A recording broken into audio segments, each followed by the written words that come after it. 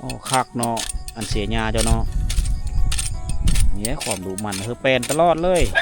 โอ้เจ้าอยู่ห้องน้อยๆนี่แม่นบอกอ๋อห้องน้อยๆนี่อยู่กับสามีอยู่ห้องน้อยนี่โอ้ดุขนาดเจ้าเนาะปานนั้นยังบ่มีผู้มาล่มเนาะเขาบ่เห็นเนาะในยุคตะกี้มันมีฮอดผู้หนึ่งมีเมย์2 คน3 คนอยู่นำกันเลยก็มี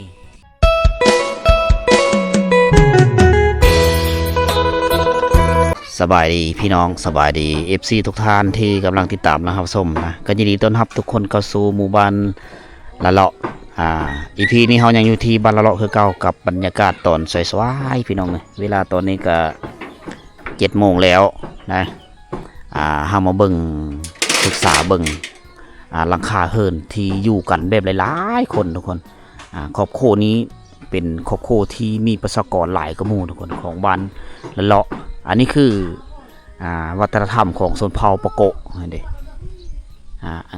ชนเผ่าปะโกะสิได้อันนี้เนี่ยเป็นอีกครอบครัวหนึ่งเฮิรนมีอยู่3 ห้องนะ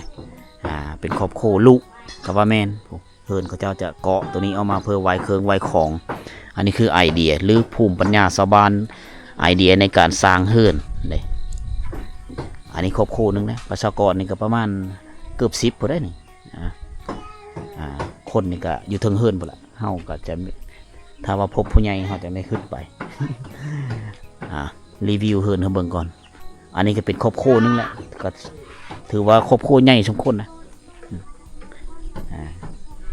มาเบิ่งด้านหน้าเขาเจ้าจะไม่ได้เฮ็ดเกยไม่ได้เฮ็ดระเบียงออกมาเพราะว่ามันหนาวทุกคนในช่วงเวลาที่ฤดูหนาวนะโอ้โห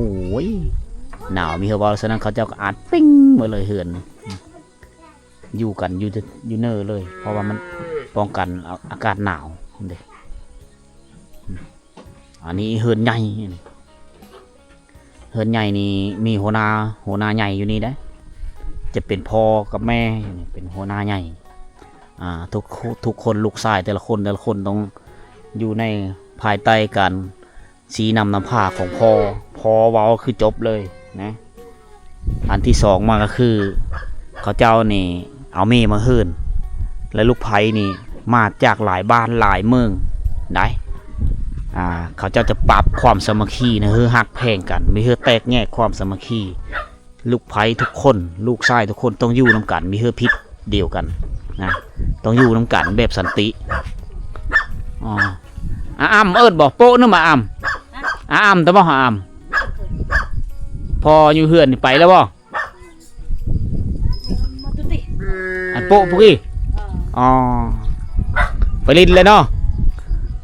ฝนแล้วนี่สิไปไหว้บัดบ่เสียหญ้านี่ตาชักอ้ำโอ้คักเนาะอันเสียหญ้าเจ้าเนาะเนี่ยความดุมันแปลนตลอดเลยปลูกมัสลีปลูกมะแตงอยู่นี่ได้มันสะดวกสบายน้ำในไหลตลอดเลยนะไหลตลอดเวลาเลยน้ำเฮายาไซเฮาก็อัดไว้ลงลุมมันก็เป็นทงหน้าเลยปลูกผักปลูกสลีมาเกียงอาเกียนดึกนึงเนาะสตองก็มีเนาะ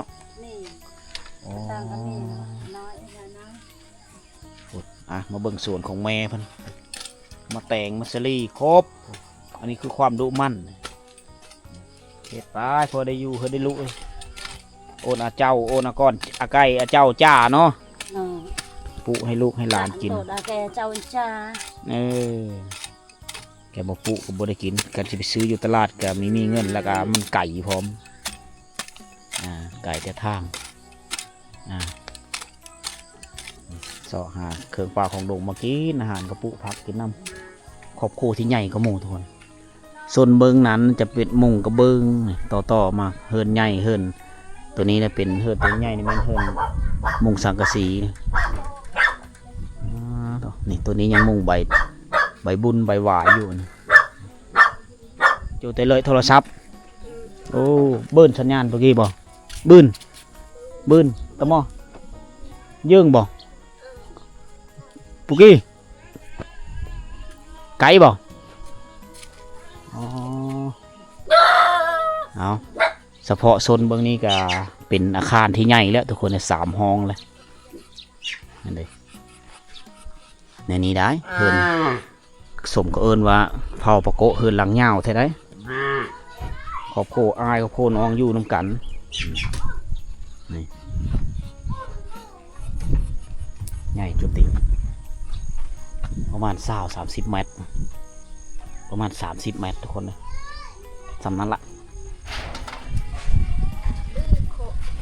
ลมพัดเนาะ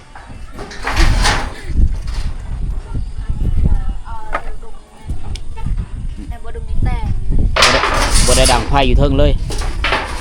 บ่ได้ดังไฟอยู่เทิงเฮือนอ๋อบ่ได้ดังไฟอยู่เทิงเนาะดังอยู่นี้เข้าบ่ใคร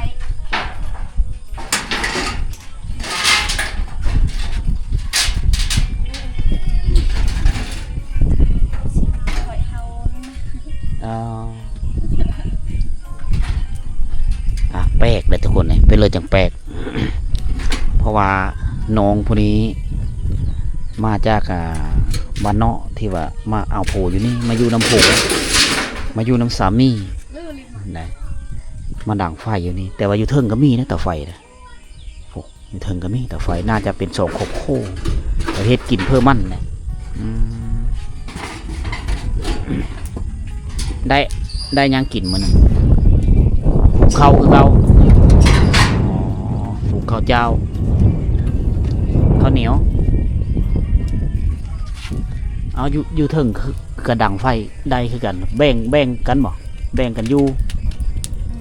แบ่งกินต่างคนต่างกิน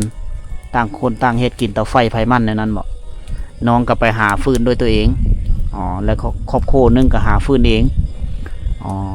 จักครอบครัวอยู่นำกันอยู่เฮือนเจ้าเนี่ย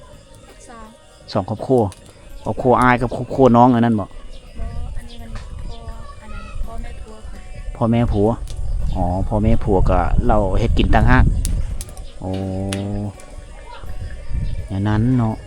อย่าว่าเฮ็ดกินให้ปู่ให้ย่าบ่แม่นเพิ่นก็มีครบเพิ่นก็เฮ็ดเองโอ้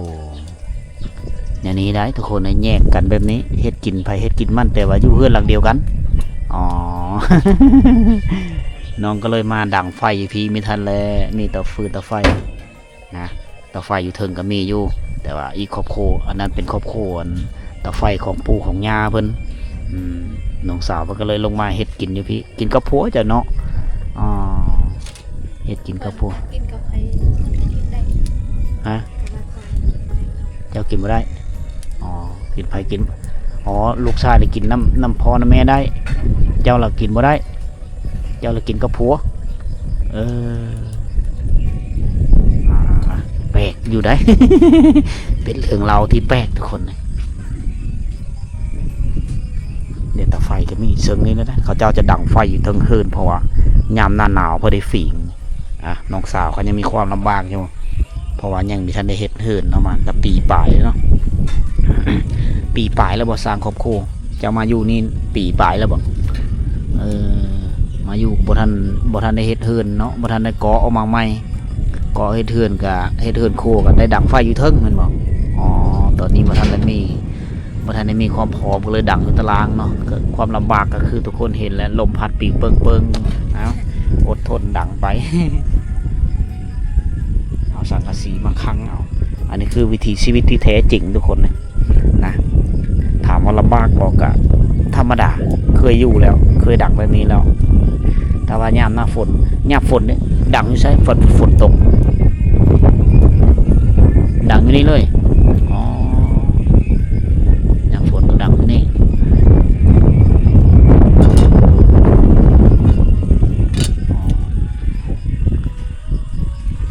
พระเจ้าหุงมาได้ข้าวเหนียว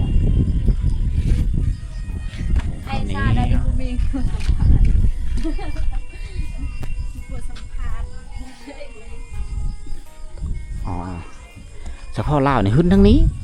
ขบโคลาวนี่ เขาเจ้าแบ่งห้องน้อยๆนี่โอ้เจ้าอยู่ห้องน้อยๆนี่แม่นบอกอ๋อห้องน้อยๆนี่อยู่กับสามีอยู่ห้องน้อยนี่เอออยู่ทางเนื้อเลยเป็นเฮือนปูเฮือนยาได้นั้นได้พี่น้องเขาเจ้าจะมีก่อออกมานี่เขาเจ้าคันฝาไว้เรียบร้อยเลยแล้วเฮือนโล่งเฮือนอยู่นี่เลยเราไม่ทันมีลูกเราเกิดมากับพอดีเสียชีวิตในหลายเดือนแล้วนะก็เลยพักกันอยู่น้ำกันอยู่ในกระโผแล้วนะเด็กเก็บแคบเลยพี่น้องก็ออกมาประมาณ1.50 เมตรกว้างประมาณ1.50 เมตรแปลกเลยกินยืดนอนนี่กินข้าวได้เฮือนกินอยู่เฮือนจะโดยกินอยู่เฮือนเนาะอันกินน้องไปหายังกินแต่ละมือ ก็ หาพักปูป่าได้หาได้ยังบอกหาบ่ได้ เป็น บ่เป็นหาอ๋อโผล่เด้โผล่บ่ได้พาไปหาบอกอ๋ออย่าว่าโผล่ก็ไปหาเงินบ่อยู่เฮือนเดี๋ยวนี้ก็อยู่หั่น ยืมเงินคนบ่ได้ไปใส่ อ๋อเมหาให้กิน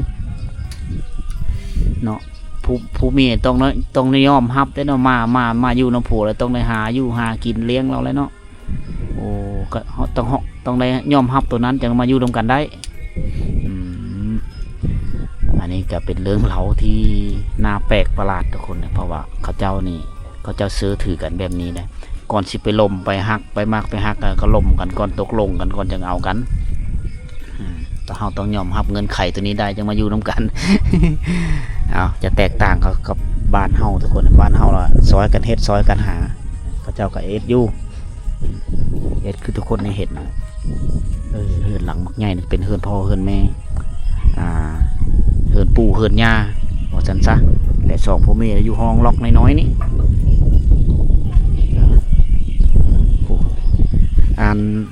เฮือนหลังใหญ่ๆยาวๆนั่นก็แม่นเลยเนาะน้องเนาะเขาเจ้าเฮ็ดกินคือกันกับเจ้านี่เนาะแม่นบอก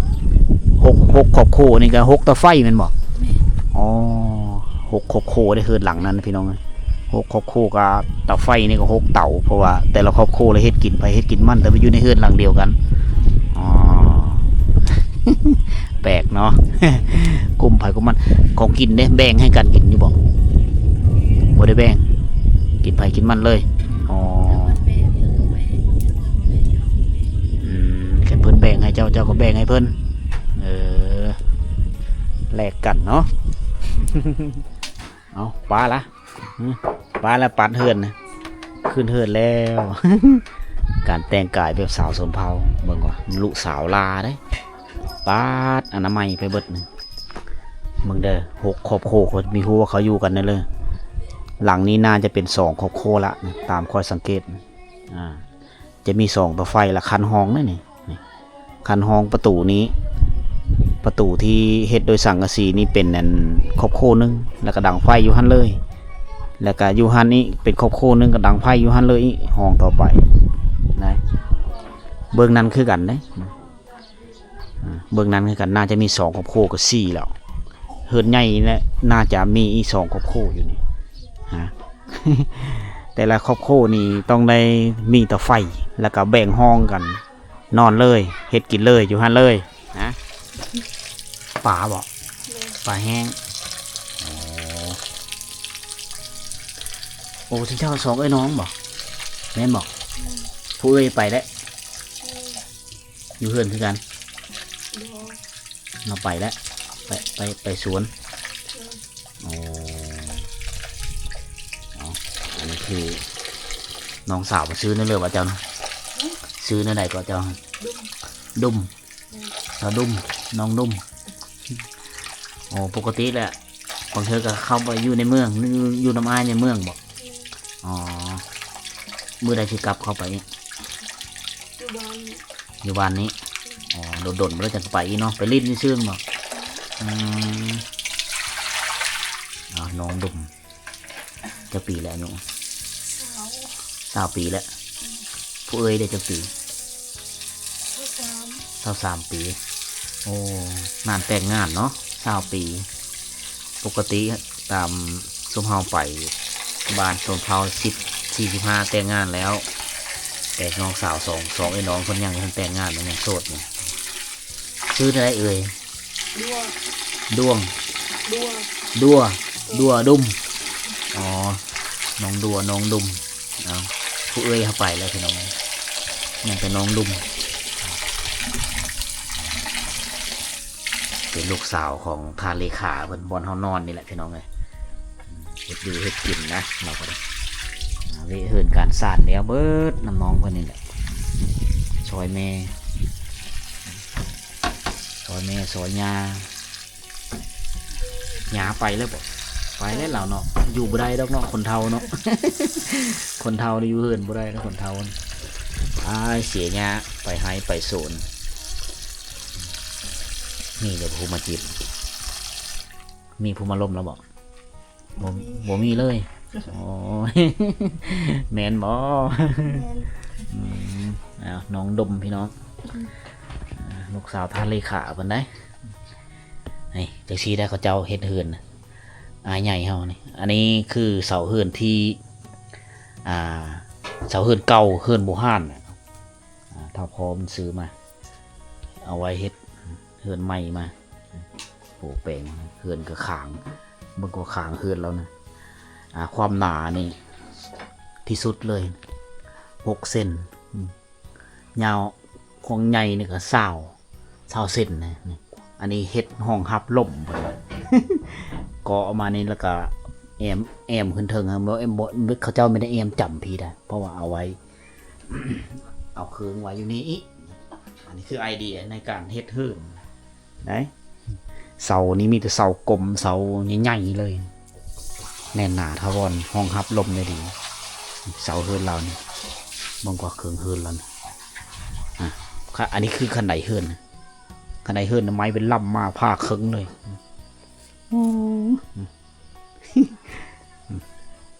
มันคำวันนี้เราคือตาลมเลยดีลมมาสุดหลายลมมาแต่ทางทิศตะวันทิศตกกับทิศตะวันออก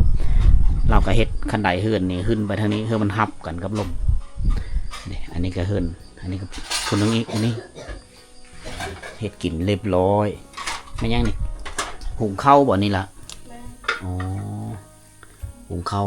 ช่วงฤดูกาลนี่มีแต่กินข้าวเจ้าเนาะถูกหลังคาเฮือนเนาะอันนี้ข้าวหุงข้าวเป็นเรียบร้อยนี่แหละวิถีชีวิตสาวเรา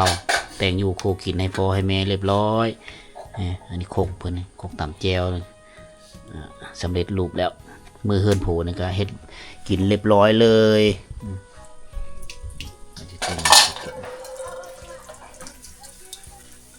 โอ้ดูขนาดเจ้าเนาะปานนั้นยังบ่มีผู้มาล้มเนาะเขาบ่เห็นเนาะ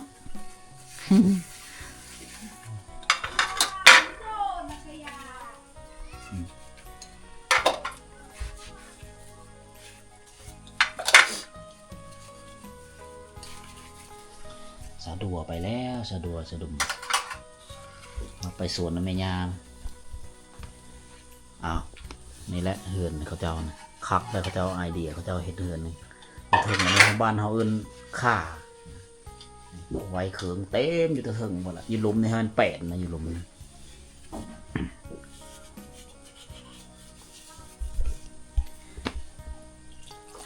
หมูมีสัญญาณปลิ้นสัญญาณอยู่ใช่อยู่บ้าน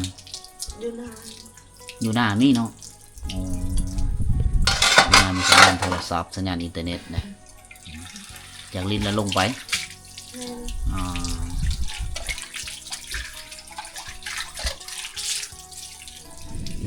เข้ามาเบิ่งว่าบ้านละเลาะนี่มีสัญญาณอยู่บนเลยที่จะสื่อสารหาหมู่หาคู่ได้นะแต่ว่าไก่จะบ้านเลยบ้านพูดทุกคนก็ประมาณ500 เมตรได้อยู่นี่จุดนี้จุดเดียวบอกเขาทางให้นี่แหละมาเช็คอินเทอร์เน็ตอยู่นี่มาเบิ่งโลกออนไลน์เบิ่งโซเชียลอยู่นี่นะโอ้น่าจะปลุกเฮือนอยู่นี่ได้เลิงแล้วนี่เดี๋ยวเขาจะมาลินสัญญาณในที่นะนั่งอิงกกอิงไม้อิงไปจากมันไฟมันเลยคักเนาะเฮากับมีรบโกรธเขาเจ้าทุกคนนะ มาเขาเบิ่งว่าเขาเจ้าเซ็กอินเทอร์เน็ตอยู่นี่นี่ขันเมื่อเลยย่ามหนาวๆเขามากองไฟอยู่นี่ได้นี่เห็นบอกจำเก่งเมิดไหมเขาเจ้าหนังลินอินเทอร์เน็ตหนังเบิ่งโลกโซเชียลอยู่พูนแน่ตามหอนไม้ต่างๆเบิ่งได้เบิดยามหนาวเขาเจ้าก็มาดังกองไฟอยู่นี่แล้วก็ฟิงแล้วก็เบิ่งโทรศัพท์ไปนำได้อันนี้แหละจุดนี้นะมันเป็นจุดที่บัดแล้วซึ่งบ่อนเขาเจ้าตั้งรักคือขายอินเทอร์เน็ตอยู่ที่บ้านละไล่ทุกคนเลยโอ้และทางดำทางที่เขามาบนห่างจากจุดนั้นมากก็ประมาณ7 หลักทุกคนก็มีโลกโซเชียลอยู่นี่มีสัญญาณมีเครือข่ายอินเทอร์เน็ตมาฮอดบ้านนะมาตั้งเฮิร์นนี่ก็ถือว่าโอเคเลยมีสื่อสารอินเทอร์เน็ตแต่ว่าขาดยังยุ่งยากนำแต่ไฟฟ้าที่เราจะสากถ้าว่าเมื่อเริ่มมันแดดขึ้นในนี้เราก็สามารถเอาแผ่นโซลาร์เซลล์มาสากอยู่นี้แล้วก็ติดต่อสื่อสารหาครอบครัวหาหมู่หาคู่ได้สบายเบื้องโลกโซเชียลได้นะเห็นมองกว้างขวางเลยเนื้อทีเลยเขามาลินแถวนี้กลางคืนโอ้มันก็คักบานก็เจ้าก็อยู่ฮันโรดสุดยอดแล้ว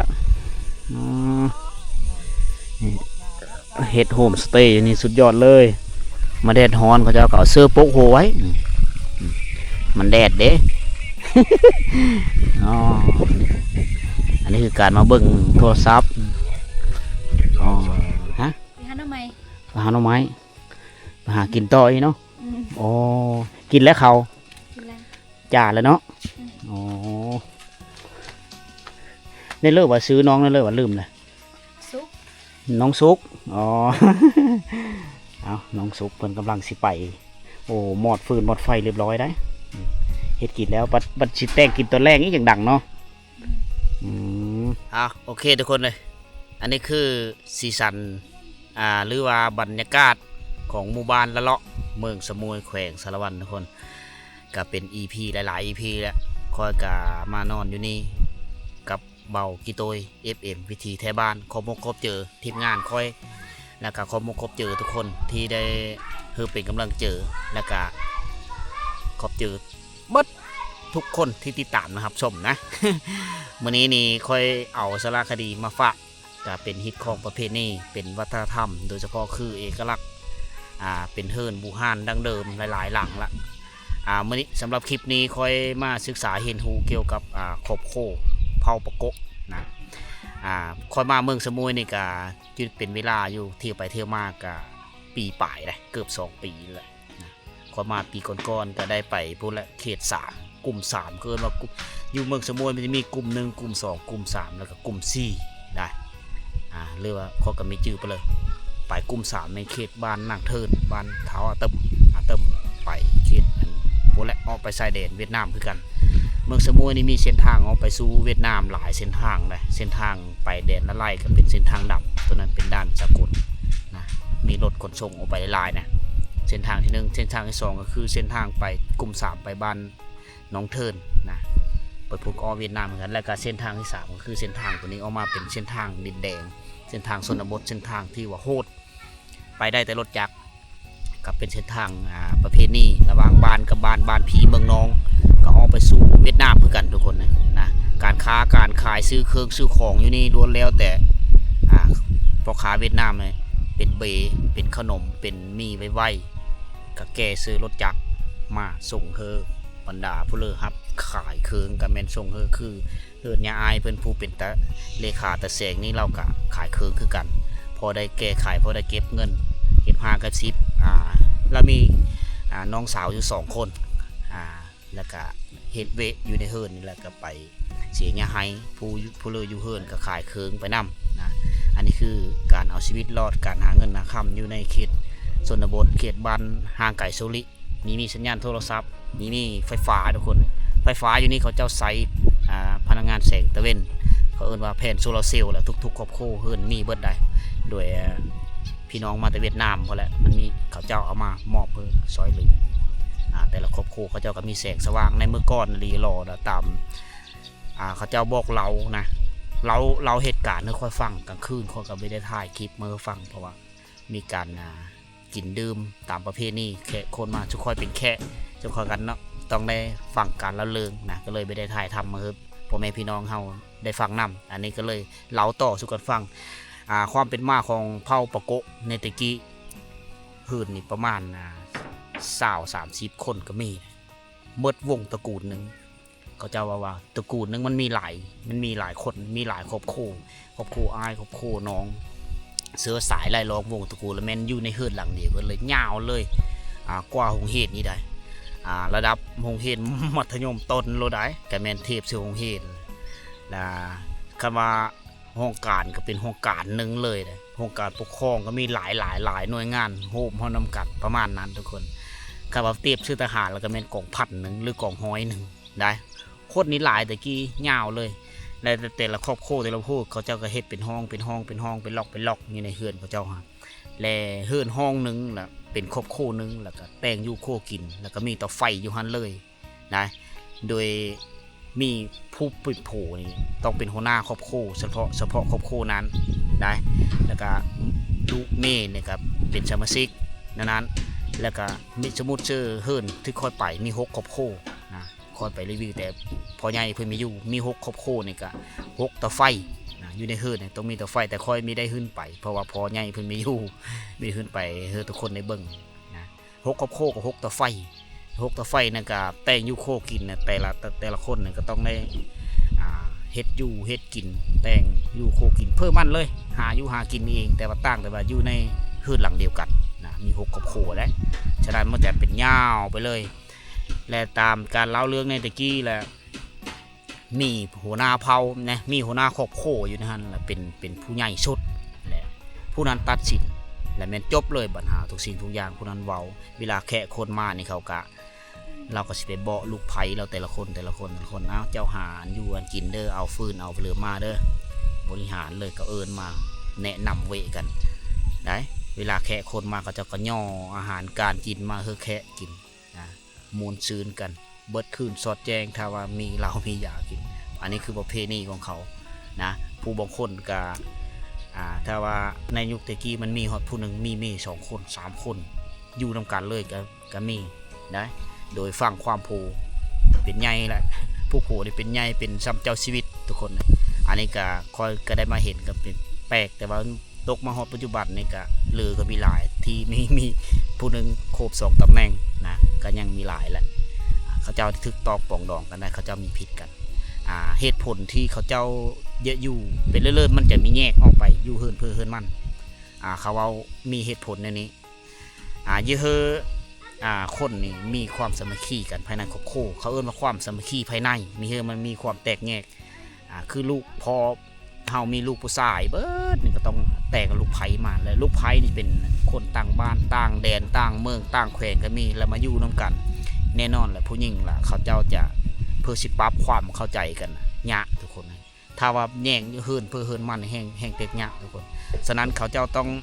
องได้อดทนอยู่นำกันทุกยากทั้งเลยก็ตามต้องอดทนอยู่ในเฮือนหลังเดียวกันถึงว่ามันคับแคบก็ตามแต่ว่าเฮ็ดแต่งอยู่โคกินต่างหากก็แม่นแต่ว่าความสามัคคีปองดองภายในต้องอยู่นำกันเวลาแขกคนมาเวลามีงานเขาเจ้าซอยกันเจ็บเป็นอุ่นมาซอยกันเบิ่งแย่งกันอยู่ในเฮือนหลังเดียวก็เลยมันสบายอันนี้คือความซื่อของเขานะแล้วก็ไปเป็นวัฒนธรรมหนึ่งที่แปลกและคือน้องสุกเพิ่นที่คอยมาสัมภาษณ์น้องเพิ่นกะสร้างครอบครัวใหม่ในปีผ่านมาแหละก็มีลูก1 คนแต่ว่าก็เสียชีวิตแล้วก็ลักอยู่ในห้องน้อยๆที่แซกออกมาห้องน้อยๆอยู่กับสามีแต่งอยู่โคกินอยู่ตารางก็ขึ้นไปกินอยู่เฮือนห้องแคบๆประมาณ1.50 ก็มีฮอด2 เมตรเพื่อว่าสร้างครอบครัวใหม่มีทุนมีห้อนที่จะถ้าว่ามีทุนมีห้อนก็เอาไม้มาก็เฮ็ดเฮือนก็เกาะออกมาต่อจากเฮือนใหญ่ต่อจากเฮือนปู่เฮือนย่าหั่นแหละแล้วก็แต่งอยู่โคกินอยู่หั่นก็เฮือนก็สิยาวๆไปเรื่อยๆทุกคนเลยเอาเล่าสู่กันฟังทุกคนเลยนี่คือเลยเว้าสู่ฟังนะอันนี้คือเรื่องเล่าของเผ่าปะโกะอยู่ที่บ้านละเลาะเมืองสมุยแขวงสารวันสำหรับคลิปนี้ก็เบาสิหอมก็ขอลาพระจากสิเดินทางไปพูดละไปเบิ่งฮิตของประเพณีได้ยินเขาว่าจำผีเอาเป็นนั่นเลยก็ข้อมูลกบเจออย่าเผาเบอร์ว่าสั่งก็เด้อพี่น้องเด้อสำหรับวิดีโอนี้ก็ขอโจทย์อยู่ที่ขอคือทุกคนโชคดีร่ำรวยเบิดทุกคนหน้าเจ็บหน้าใครหน้าจนร่ำรวยทุกคน